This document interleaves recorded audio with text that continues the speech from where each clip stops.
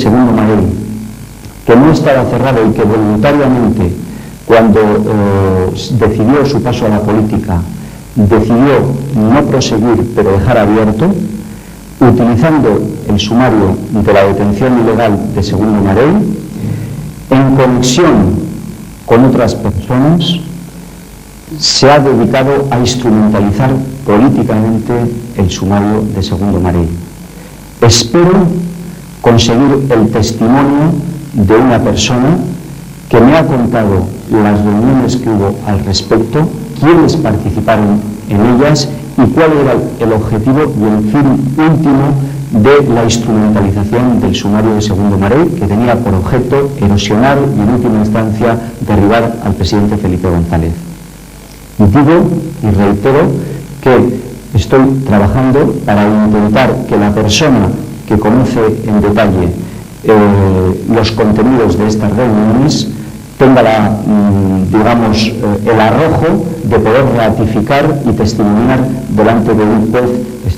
Me gustaría añadir que espero que en esta trama haya algún juez que pueda investigar y poner de manifiesto quién es el señor Z que ha movido esta conspiración en la que sin ninguna duda ha participado el juez Garzón. Las declaraciones de San Cristóbal, recogidas por 3 medios informativos, Televisión Española y los periódicos El País y ABC, provocaron de inmediato reacciones de una virulencia tan fuerte como el contenido de las acusaciones formuladas por el exdirector de Seguridad. Desde la oposición se oyeron voces que afirmaban la existencia de un complot para quitarle al juez Garzón el sumario de los Gal. El magistrado declinó hacer declaraciones ante la Cámara de Televisión, pero fuentes de su entorno calificaron las imputaciones de San Cristóbal como una barbaridad. Además, se afirmó que el juez no estaba preocupado, ya que todas las acusaciones son falsas. Mientras los funcionarios de la Audiencia Nacional se manifestaban en apoyo de la independencia judicial, el propio Garzón, a través de su juzgado, facilitó una nota en la que afirmaba que desconocía que se hubieran realizado las entrevistas que él en ningún momento había autorizado. Ante las informaciones y opiniones contradictorias vertidas por los medios de comunicación, la secretaria de Estado de Instituciones Penitenciarias salió a dar explicaciones. Aseguró que, con la ley en la mano, salvo en los casos de prisión incondicional, corresponde a su departamento autorizar las comunicaciones de los reclusos. Puntualizó que, de forma protocolaria, en los casos de presos preventivos se comunican las peticiones al juez instructor por si pudieran producirse interferencias en la tramitación de los sumarios. La secretaria de Estado contó cómo se envió al juez Garzón la petición del diario ABC para entrevistar a San Cristóbal y la respuesta que obtuvo del juzgado. Se devuelve la documentación enviada, que era digámosle, oficio, más la petición del interno, más la petición del medio, en ese caso de ABC, y por parte de la secretaria del señor Garzón se le indica taxativamente, se le indica, y recojo aquí lo que consta en el expediente de San Cristóbal, se le dice textualmente: de parte de su señoría se devuelven estos documentos, porque, según me dice, no tiene nada que opinar sobre el tema, que hagamos lo que queramos, pero que él simplemente les devuelve sin más. Me deja claro que su señoría no quiere ni darse por enterado, no quiere ni que le pidamos opinión. Las asociaciones de jueces, fiscales y secretarios judiciales cerraron filas ante lo que consideraban un ataque generalizado contra la independencia judicial. En un duro comunicado conjunto advertían de las gravísimas e imprevisibles consecuencias que puede tener el apoyo desde áreas de poder o de influencia a los reiterados ataques contra las actuaciones del Poder Judicial. Observamos con mucha preocupación reiterados ataques contra las actuaciones del Poder Judicial. La situación ha llegado a límites intolerables cuando se ha utilizado un medio público de comunicación, como es Televisión Española, y una institución del Estado como la penitenciaria, para difundir las gravísimas imputaciones que un preso preventivo hace contra el juez instructor de la causa.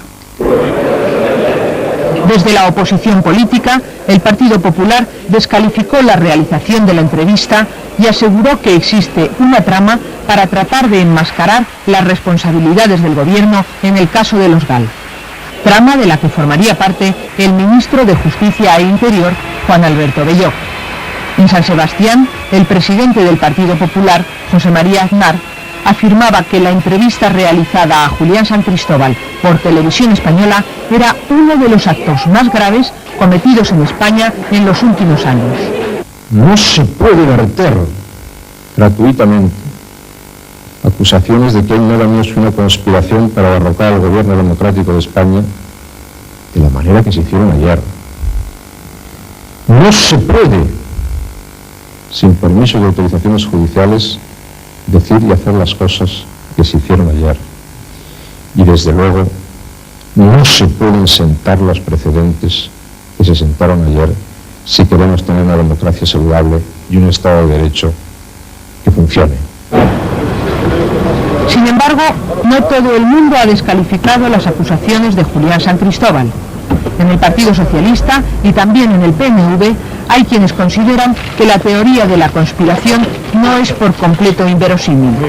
Pues yo no lo sé, pero ¿quién puede decir que eso es inverosímil? ¿Quién puede decir que aquí no ha habido efectivamente, a partir de cierta gente cuyo nombre corre de boca en boca, no ha habido una conspiración y un contraataque? Hay gente con medios poderosos que en este momento están en una situación que ustedes saben. ¿Quién puede decir eso? Pues no lo sé, lo vamos a ver. San Cristóbal ha dicho cosas muy fuertes. Y si son verdad, y las puedo demostrar, pues, francamente, todo lo que hemos visto hasta ahora puede quedar chiquito.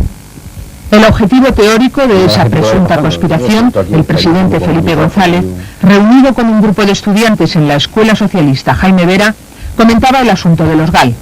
Afirmó saber qué hay tras la reapertura del caso, pero prefirió guardar silencio al respecto. Ha habido un fenómeno en la transición democrática que ha sido un fenómeno de respuesta a la violencia terrorista con algún brote de violencia antiterrorista que ha producido también secuelas incluso de asesinatos. ¿Quieren responsabilizar al gobierno 10 años después? ¿Quieren responsabilizar al gobierno de eso? Y realmente cometen un error, porque no tiene ninguna responsabilidad el gobierno. Pero dentro de la lucha política, por lo menos en nuestro país, da la impresión de que cabe todo y vale todo. Sí os quiero decir que probablemente no tenga respuesta a algo referido de esto a la pregunta que ayer me hacía un periodista por la mañana, ¿no? Es decir, ¿cómo es posible que 10 años después se haga estallar este asunto cuando incluso ha desaparecido? Y yo no tengo respuesta a eso. No tengo respuesta, pero no quiero dar la respuesta para que nadie interprete que quiero hacer ninguna interferencia con el funcionamiento de la justicia. Yo lo que quiero es que se aclare, y que se aclare seriamente, rigurosamente, dentro de lo que es el funcionamiento del Estado de Derecho, que se aclare definitivamente y que podamos estar tranquilos desde la claridad. En sus declaraciones desde la cárcel, Julián San Cristóbal acusaba a Garzón no solo de reabrir el caso Marey con una finalidad política, sino también de utilizar para ello a los expolicías convictos José Amedo y Michel Domínguez, a los que habría amenazado con encarcelar de nuevo. La cárcel es dura. Después de 6 años, Amedo ha sido tomado como rehén por el juez Garzón. En esta toma de Amedo y Domínguez como rehenes, utilizando medias verdades, han intentado hacer una serie de imputaciones que todas ellas son falsas de principio a final. Hay que comprender, como digo, que esta situación de cárcel ha producido una situación, supongo, difícil desde el punto de vista psicológico en Amedo, y si a esta situación le unimos una propensión en la personalidad de Amedo a sentirse el centro de cualquier conspiración que sucede en España, es una personalidad enfermiza en ese sentido. Quienes lo tienen como rehén lo saben. Las afirmaciones realizadas por José Amedo ante el juez Garzón han sido la base de las acusaciones que han llevado a prisión a Julián San Cristóbal. Este asegura que el único indicio aportado es un supuesto comunicado de los GAL en el que aparecen dos palabras, los implicados, escritas presuntamente por el entonces gobernador civil. San Cristóbal rechaza los informes grafológicos realizados por los peritos. Es absolutamente falso que hayan presentado indicios o pruebas abrumadoras contra mi participación o contra la participación de antiguos colaboradores míos. Lo desmiento tajantemente. Los únicos, por calificarlos de alguna forma, indicios sobre los que se está sustentando las imputaciones son, al parecer, la letra de un comunicado, ni tan siquiera sé si es un comunicado, que desmiento tajantemente aquí que la letra sea mi propia letra. Estoy seguro que mis abogados, cuando pidan nuevos peritajes, van a demostrar que el juicio de los peritos propuestos por el juez Garzón han emitido un juicio absolutamente no profesional, un juicio temerario, y niego rotundamente que eso sea mi letra. San Cristóbal reconoce que durante su interrogatorio por el juez Garzón, este no le coaccionó, pero ha relatado un incidente que, según él, se produjo mientras permanecía en el juzgado. Cuando finalizó mi interrogatorio, previo a un careo que el juez Garzón organizó con el señor Amedo, en el despacho de la secretaria judicial, el abogado de Amedo y Domínguez se acercó a mí para presentarse y para decirme: escucha, Julián, el juez Garzón sabe que todo esto es un asunto prescrito. Debes colaborar, tú ya sabes en qué dirección, y ostensiblemente con su mano me indicó: hay que dar pasos hacia arriba y todo esto puede perfectamente arreglarse, porque tanto yo como el juez Garzón sabemos que esto es algo que está prescrito, y tú sabes, en fin, no voy a hablar más, que hay intereses detrás de esto. Estas palabras textuales fueron pronunciadas por el abogado del señor Amedo y Domínguez en el despacho de la secretaria judicial del juez Garzón, dirigidas a mi persona. Informe Semanal se ha puesto en contacto con Jorge Manrique, abogado de José Amedo y Michel Domínguez, para recabar su respuesta a las imputaciones de San Cristóbal. Manrique ha declinado la invitación a participar en el programa porque, según ha dicho, no quiere plantear polémicas ni entrar en ellas. Tampoco ha sido posible entrevistar para este reportaje a José Amedo, como de forma reiterada se viene solicitando por parte de Informe Semanal. Sin embargo, en declaraciones a la cadena SER, el ex policía ha asegurado que recibió una oferta de 1.000 millones de pesetas para que diera marcha atrás en sus declaraciones. Amedo advierte también a las personas a las que ha acusado que está dispuesto a llegar hasta el final y que dispone de pruebas y documentos que puede utilizar cuando quiera.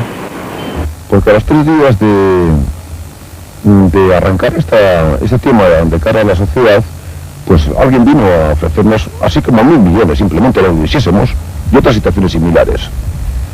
Hace poco también, pues en mi entorno familiar se han producido una serie de presiones. A mí las presiones no afectan en absoluto. Se produzcan o no se produzcan. Voy a tratar de llegar hasta el final. Y aquí, bueno, pues alguien ha difundido el rumor, y concretamente ha sido el señor Vera, que ya veremos a ver, ya hablaremos del señor Vera en su momento, de que si nosotros entregamos un dinero, pues lógicamente alguien estaba pagando más. Veremos a ver, y que se prepare, por supuesto. En medio de la tormenta, el juez Garzón seguía con sus investigaciones. Ayer mismo viajó a Bayona, en el sur de Francia, para entrevistarse con Segundo Marey, el ciudadano secuestrado en 1983 por los GAL. En la comisaría de policía judicial, Marey relató al juez los recuerdos de su amarga experiencia y se mostró dispuesto a cruzar la frontera 11 años después para reconocer el lugar en el que supuestamente estuvo retenido. El anciano se declaraba satisfecho por la reapertura del sumario y alabó la valentía de Baltasar Garzón. El mismo día, desde Ginebra y a través de la agencia EFE, el juez Pascal Perrodin, que colabora con Garzón en sus investigaciones, lamentó que en la prensa española se hayan publicado cosas que son, según sus palabras, objetivamente falsas. El pasado día 16, el diario El Mundo publicaba que el juez Perrodén había confirmado la existencia en Suiza de cuentas bancarias a nombre de Julián San Cristóbal y de Rafael Vera. Mientras tanto, en el escenario judicial, las novedades se han ido acumulando a lo largo de la semana. El juez de la Audiencia Nacional, Ismael Moreno, en contra de la opinión del fiscal, ha decidido admitir a trámite la querella presentada por el Gobierno contra José Amedo por los presuntos delitos de calumnias y desacato. Hay una serie de inductores. Rafael Vera, exsecretario de Estado para la Seguridad, implicado también por Amedo en la trama de los GAL y en un presunto uso irregular de fondos reservados, ha denunciado ante el fiscal general del Estado al juez Baltasar Garzón. Según la denuncia, Garzón, pocos días antes de abandonar la Audiencia Nacional para entrar en política, habría conocido por Michel Domínguez nuevos datos que le habrían permitido reactivar en esas fechas el sumario por el secuestro de Segundo Marey, que estaba a punto de prescribir. Sin embargo, el juez no realizó ninguna diligencia. Ayer mismo, otro de los detenidos por su presunta implicación en la trama de los GAL, Juan de Justo, que fue secretario personal de Vera en el Ministerio del Interior, presentaba en la Audiencia Nacional el escrito de recusación del juez Garzón. Juan de Justo asegura que él y Baltasar Garzón coincidieron durante 4 meses en Interior, donde ambos ocupaban cargos de confianza del entonces ministro Antoni Asunción. Mantuvieron una intensa relación profesional y compartieron conocimientos relativos a los fondos reservados. Motivos que aduce para cuestionar la imparcialidad de Garzón en esta investigación. La consecuencia inmediata de la recusación es que Baltasar Garzón tendrá que dejar el sumario de los GAL durante un plazo máximo de 10 días en manos de su sustituto, el juez Carlos Güeren, quien también será quien decida si los motivos alegados por De Justo son suficientes para apartar definitivamente del caso al juez Garzón. Una semana más, la opinión pública ha podido seguir los avatares de esta dura polémica en la que han venido a mezclarse asuntos jurídicos con batallas políticas. Los sucesos de estos días han añadido nuevos interrogantes. ¿Hay un complot para apartar a Garzón de la investigación de los GAL? ¿Existe realmente una conspiración para derribar a Felipe González? ¿Existe un señor Z? Y si es así, ¿cuál es su identidad?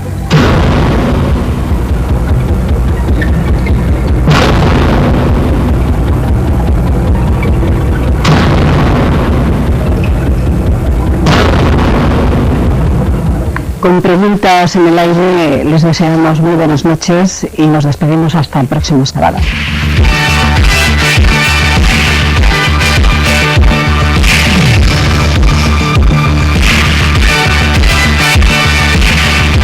Los pronósticos se cumplieron. El juez Baltasar Garzón encarceló esta semana a Rafael Vera.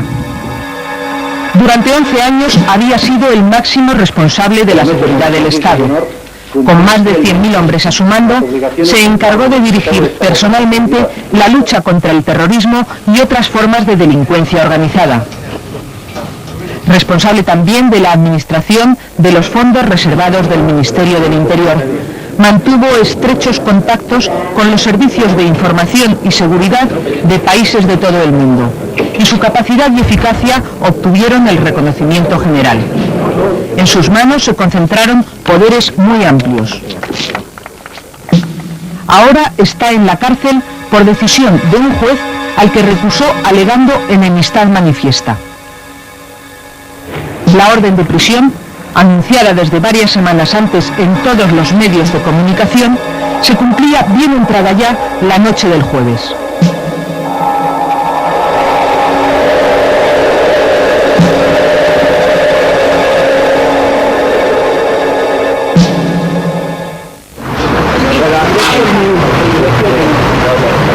Son las últimas imágenes de Rafael Vera en libertad.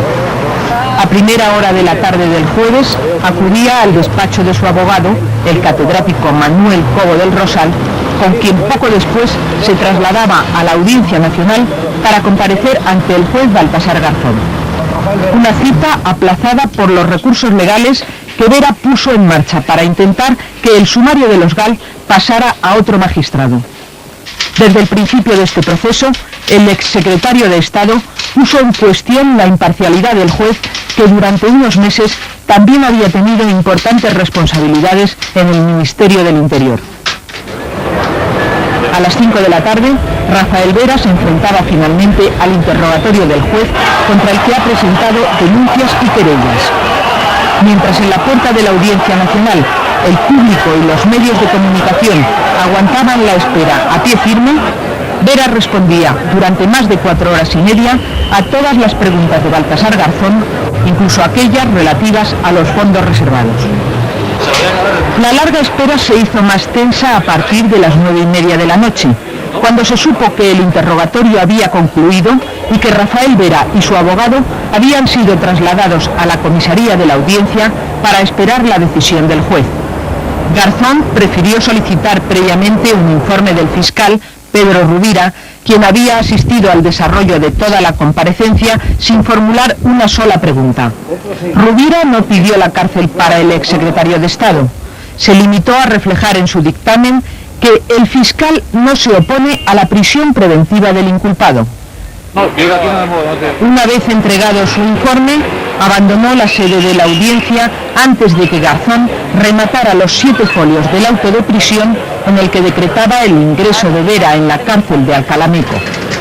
Prisión provisional, comunicada y sin fianza por los presuntos delitos de malversación de caudales públicos, financiación y encubrimiento del secuestro de Segundo Marey y otros crímenes atribuidos a los GAL, y un posible delito de control de cambios. El juez ordena también al director de la prisión que se adopten las medidas necesarias para que Rafael Vera no se comunique con Juan de Justo y Julián San Cristóbal, encarcelados también a disposición del mismo magistrado. Pero Rafael Vera no se enteró de cuál era su destino inmediato por el juez ni por ningún funcionario del juzgado, sino a través de los medios de comunicación.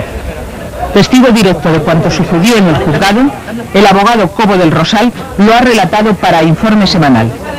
A las 10:20 se dio por terminada la declaración. Y nos dijeron que despejásemos el juzgado y nos fuésemos a la comisaría de policía de la propia Audiencia Nacional. Allí estuvimos, pues, charlando con los funcionarios de la policía, muy amables, muy cordiales, realmente cordiales, y de forma distendida y viendo el partido del Valencia contra el Madrid, precisamente. Y cuál no es nuestra sorpresa cuando a través de una emisora de radio, a las 11:15, pues dieron la noticia, ya comentándola, de que se había dictado auto de prisión incondicional contra don Rafael Vera y su ingreso en Alcalá-Meco en un módulo especial. La salida de Baltasar Garzón de la sede judicial, esta vez en coche desde el garaje, confirmaba que la suerte estaba echada. 2 funcionarios judiciales comunicaron el auto a Rafael Vera. En él se detallan las declaraciones prestadas por los expolicías José Amedo y Michel Domínguez, condenados a 108 años de prisión por atentados de los GAL, y de sus esposas María de los Ángeles Acedo y Alicia Sánchez. Según estas declaraciones, Rafael Vera habría entregado 1 millón de francos procedentes de los fondos reservados para financiar el secuestro de Segundo Marey. Posteriormente, habría facilitado a estas personas otras cantidades de dinero, siempre de la misma procedencia, incluidos los 200 millones que, de acuerdo con las afirmaciones de los expolicías y sus esposas, fueron ingresados en sendas cuentas de un banco suizo. Rafael Vera se negó a firmar el auto porque consideró que todo lo que en él figuraba era falso. Entonces, cuando leyó el auto, dijo que se daba por notificado, pero que no ponía la firma porque no se correspondía absolutamente con nada de lo que él entendía que era lo adecuado a la verdad, y no lo firmó, y pidió hacer una comparecencia diciendo que no le sorprendía la prisión incondicional, pues por la sencilla razón de que ya a través de un medio de comunicación pues habían dicho que efectivamente estaba en prisión incondicional. Poco después de la 1 de la madrugada, el vehículo policial que trasladaba a Rafael Vera abandonaba la audiencia. 25 minutos después, cruzaba el control de la cárcel de Alcalameco.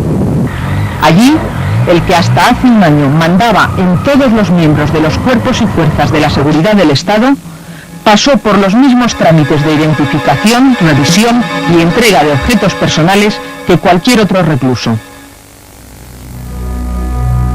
Hace unas semanas, Rafael Vera ironizaba sobre su previsible ingreso en prisión a corto plazo.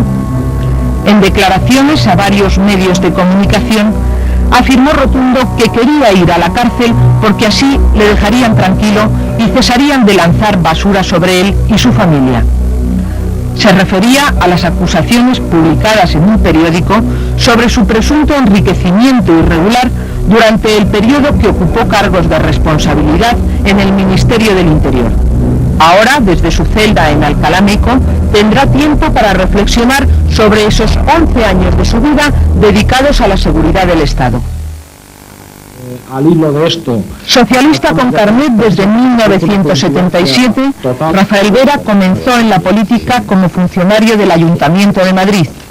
De la mano de su amigo y compañero de partido, José Barrionuevo, se fue al Ministerio del Interior en 1982 como director de la Seguridad del Estado. En el mismo departamento ocupó sucesivamente los cargos de subsecretario en 1984 y secretario de Estado para la Seguridad a partir de 1986. Con Barrionuevo compartió los años más duros de la embestida terrorista, en los que centenares de miembros de las fuerzas de seguridad, de las Fuerzas Armadas y de simples ciudadanos murieron víctimas de la violencia de ETA. La lucha contra el terrorismo se encauzó por la vía de intensificar la cooperación con Francia, que empezó a detener y extraditar a etarras. Fueron los años en que se acabó el santuario francés, la impunidad de los terroristas al otro lado de la frontera. Operaciones tan importantes como la de Socoa, que puso al descubierto, entre otras cosas, las finanzas de ETA, rubricaron el buen nivel de la cooperación policial hispano-francesa conseguido. Cuando José Luis Corcuera fue nombrado ministro en 1988, le confirmó en su cargo para mantener la continuidad en una política antiterrorista que se mostraba eficaz. Pero sin bajar la guardia en la acción policial y la cooperación con Francia, se abrió un nuevo frente para buscar la paz, la vía del diálogo. Después de intercambiar mensajes durante varios meses, se materializó la mesa de Argel. Vera viajó a esa capital africana para dialogar con los dirigentes de ETA allí confinados. La experiencia fue un fracaso, pero el entonces secretario de Estado para la Seguridad mantuvo una línea de comunicación abierta con los cabecillas deportados en Santo Domingo.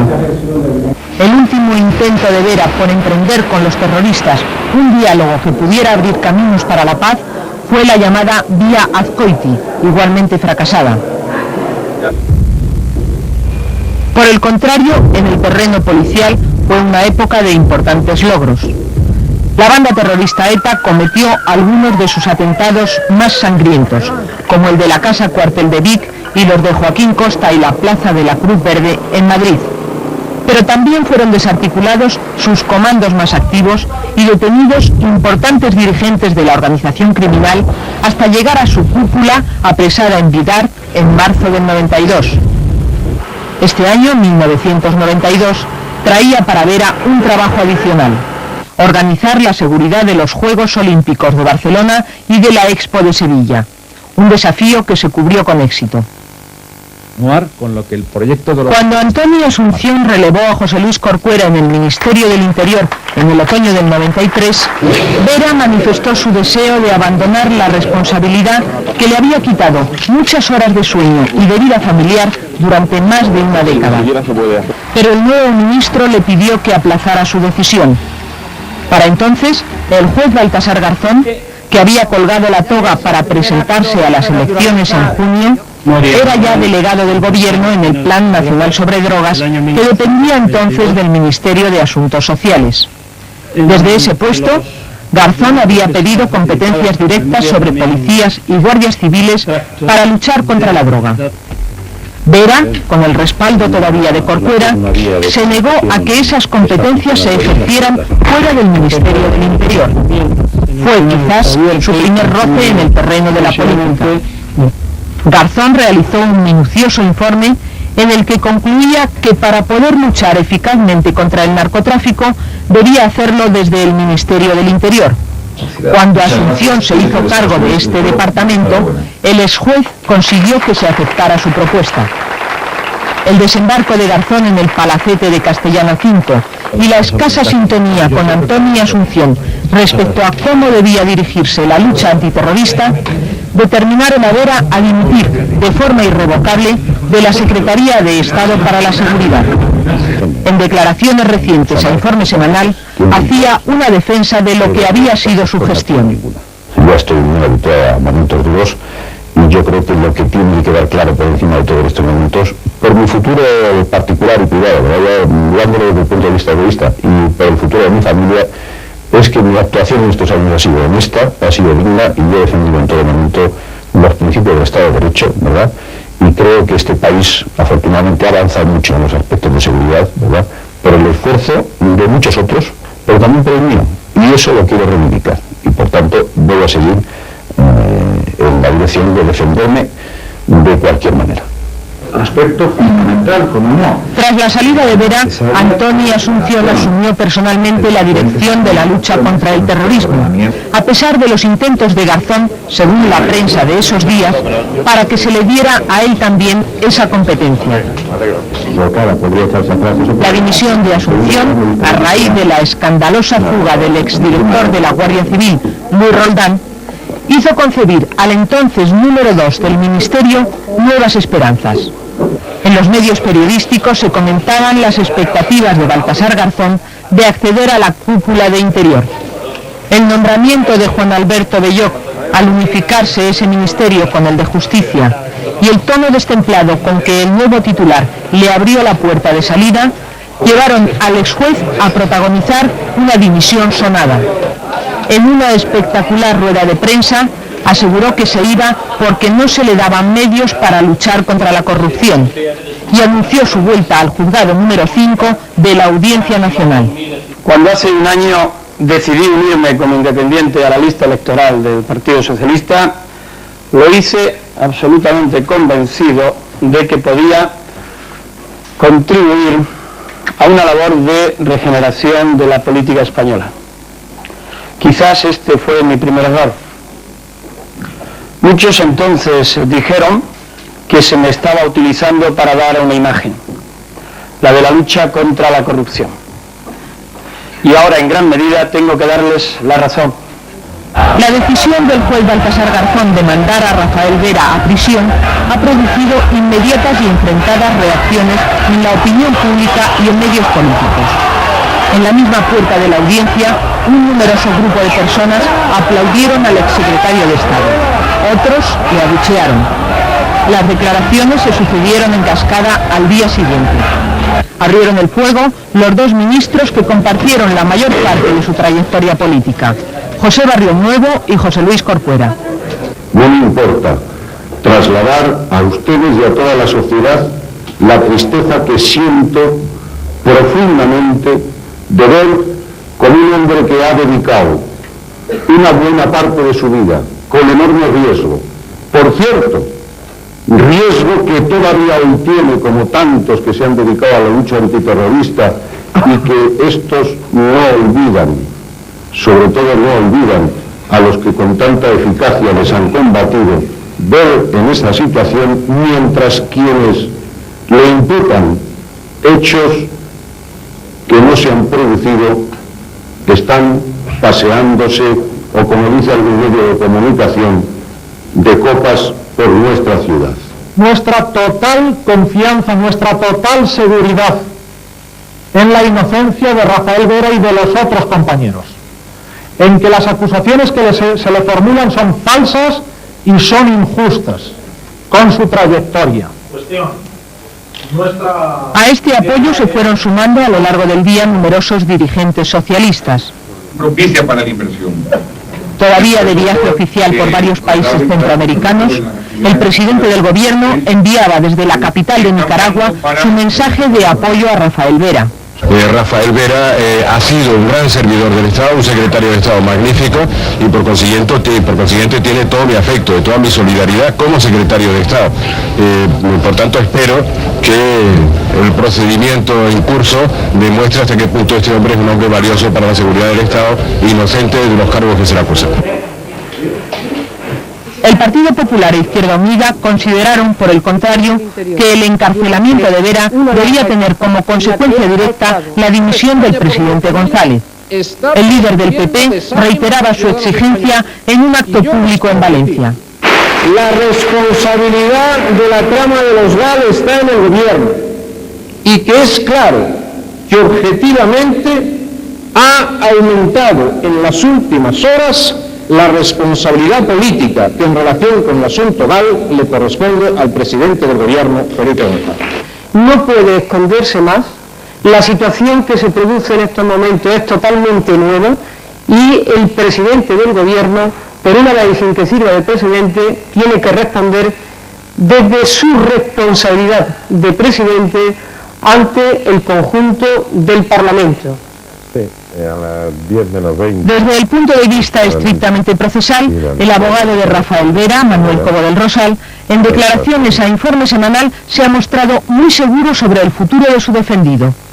Yo estoy convencido totalmente de su inocencia, pero además con la Constitución en la mano, el señor Vera es inocente. Y hemos combatido y luchado mucho para conseguir que un artículo, el 24 de la Constitución, consagre la presunción de inocencia y no tener que probar la inocencia. Lo que tienen que probar es la culpabilidad. Y esa culpabilidad, me temo, para la acusación, que no resulte probada nunca por la sencilla razón de que realmente el señor Vera es total y absolutamente inocente. Apenas 24 horas después de la entrada en prisión de Rafael Vera, otro vehículo abandonaba la sede de la Audiencia Nacional rumbo al mismo destino, Alcalá Meco. En su interior viajaba Ricardo García Damborenea, antiguo secretario general de los socialistas de Vizcaya, acusado por el juez Garzón de los delitos de detención ilegal y tentativa de asesinato en relación con los GAL.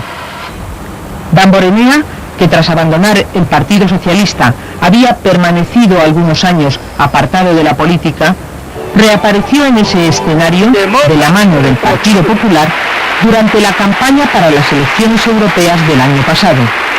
El juez, que ya le había interrogado a principios de este mes, le citó nuevamente ayer en su despacho. Previamente había recibido de los peritos calígrafos un informe según el cual la letra de Damborenea era la misma con la que aparecía escrito un supuesto comunicado de los GAL. Esta prueba, unida a los testimonios de los expolicías Amedo y Domínguez, llevó a Garzón a decretar su ingreso en prisión. Tras el encarcelamiento de Vera, en la opinión pública planea ahora la interrogante de quién será la próxima persona citada por Garzón. Las declaraciones de Amedo sobre la trama de los GAL apuntan más alto.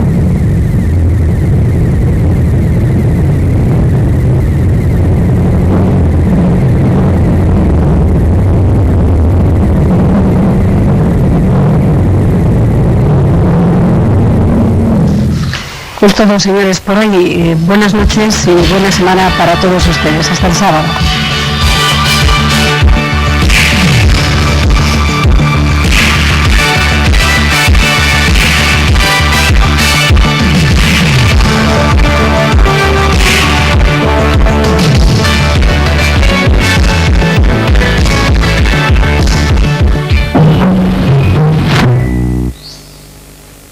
¿Por qué no te preparas un paladín a la taza?